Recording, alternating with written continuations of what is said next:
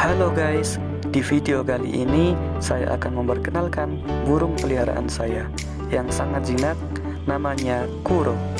Kuro adalah burung jalak kebo yang saya pelihara dari umur sekitar 3 atau 4 mingguan saat belum bisa terbang. Dari kecil saya melatihnya agar bisa jinak ke semua orang dan bisa untuk bermain di luar ruangan. Sekarang usianya kurang lebih sudah 6 bulan. Setiap akan dibawa main keluar, kuro akan mandi dulu. Burung jalak kebo adalah burung yang sangat suka mandi. Ketika kuro sedang mandi, di luar ruangan harus ditemani dengan saya, karena jika saya pergi, dia juga akan ikut pergi, dan akhirnya tidak jadi mandi. Hubungan kuro dengan saya sangatlah dekat, dan saya sudah memahami karakter dari kuro. Kuro akan mengikuti kemanapun saya pergi karena sudah ada ikatan batin hasil dari perawatan dan pelatihan saat kuro masih kecil. Ketika sedang mandi, burung jalak kebo menggunakan sayap, ekor, dan kepalanya untuk meratakan dan menggosokkan air ke seluruh tubuhnya. Namun, pintarnya adalah dia tidak mandi sampai basah kuyup, sehingga ketika ada ancaman atau selesai mandi, dia bisa terbang ke tempat yang aman. Hal itu tidak saya ajari, tapi memang secara alamiah di alam liar juga seperti itu. Itu adalah fakta menarik dari seekor burung. Mereka cerdas dan memiliki naluri bertahan hidup di alam liarnya. Waktu kuro mandi adalah sekitar kurang lebihnya 4 menit dan bisa mandi sampai 2 atau 3 kali dalam sehari, tergantung pada kondisi kesehatan burungnya. Lebih dianjurkan dalam memandikan burung adalah biar dia mandi sendiri tanpa harus kita semprot, karena jika dia mandi sendiri di dalam sangkar ataupun di luar sangkar, itu artinya burung tersebut sedang sehat, dan itu bisa menjadi salah satu ciri-ciri burung sehat. Setelah mandi, biasanya dia akan terbang ke tempat yang aman dan tidak aktif bergerak. Contohnya kuro. Kuro kalau selesai mandi, dia langsung terbang dan bersandar di bahu saya. Lalu dia akan fokus untuk mengeringkan bulunya, terutama bulu sayapnya, dengan menggunakan paruh dan mengibaskan sayapnya agar bulunya cepat kering. Setelah kering, baru burung akan aktif terbang ke sana kemari. Selanjutnya, kuro biasanya akan saya bawa untuk jalan-jalan di jalanan di depan rumah saya. Tujuannya adalah agar burung tersebut mengenal tempat pulangnya, dan itu harus dilakukan secara rutin saat latihan dari kecil. Manfaatnya, burung tidak mudah untuk escape atau kabur meninggalkan pemiliknya. Biasanya jika burung kaget lalu dia terbang, kalau sudah tahu wilayahnya atau rumahnya, kita tidak perlu khawatir, pasti dia akan terbang tidak jauh dari tempat wilayah tersebut, dan bisa dipastikan burung tersebut bisa kembali lagi kalau sudah terlatih.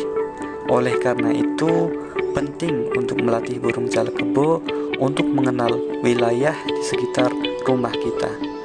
Saat di perjalanan, kita harus fokus supaya tidak ada ancaman yang bikin dia takut, seperti kendaraan besar, mobil, truk, atau semacamnya, yang sekiranya burung tersebut takut. Dan itu harus diperhatikan dari kecil. Kalau karakternya takut sama kendaraan besar, maka harus dihindari melihat atau melintas di jalanan yang ada mobil besar atau kendaraan besar lainnya. Atau jika takut pada sesuatu seperti balon, topi, dan semacamnya, kita juga harus mencatat apa saja yang dia takuti agar kita bisa menghindari dari barang-barang tersebut. Jika nanti kondisinya dalam lingkup yang aman dan burung sudah tenang, kita bisa memberikan pelatihan sedikit demi sedikit agar burung tersebut tidak takut pada barang-barang atau benda-benda yang ditakuti dari kecil.